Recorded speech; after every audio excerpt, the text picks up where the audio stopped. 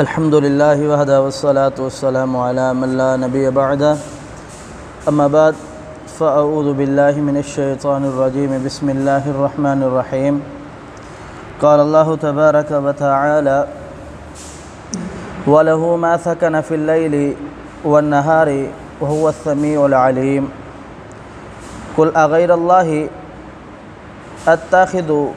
وليا فاطر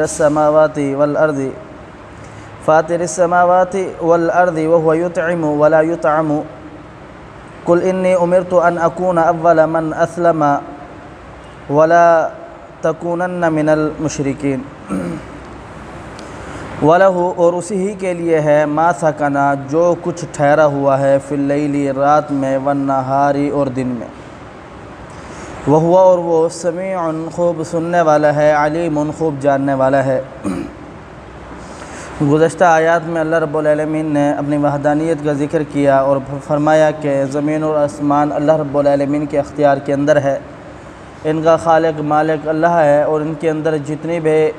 چیزیں ہیں وہ اللہ رب العالمین کے حکم کے بغیر ہل بھی نہیں سکتی۔ اب یہاں اللہ رب العالمین بیان فرما رہے ہیں وَلَهُ مَا سَكَنَ فِي اللَّيْلِ وَالنَّهَارِ، لیل اور نہار یعنی دن اور رات کے اندر جو کچھ بھی ہے وہ اللہ رب العالمین کی ملکیت میں ہے۔ اس سے معلوم ہوا کہ دن اور رات کا مالک اللہ ہے اور اس کے اندر تمام موجودات، حوادثات، امور، کام ہونے والے سارے اللہ رب العالمین کے اختیار میں ہیں اور اسی کا مالک اللہ ہی ہے۔ آگے رب تعالیٰ فرماتے ہیں وَهُوَ السَّمِيعُ الْعَلِيمُ،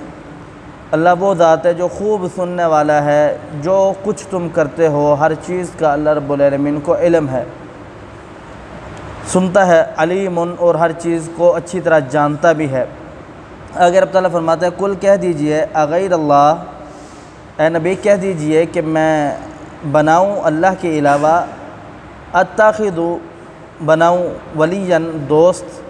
فاطر السماوات والارض حالانکہ وہ زمین اور آسمان کا مالک ہے، وہو یطعم ولا یطعم وہ کھلاتا ہے اسے کھلایا نہیں جاتا۔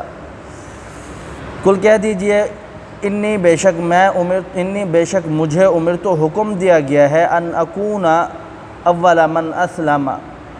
کہ میں تابع داروں میں سے سب سے پہلا تابع دار ہو جاؤں، ولا تکونن من المشرکین اور میں ہرگز مشرک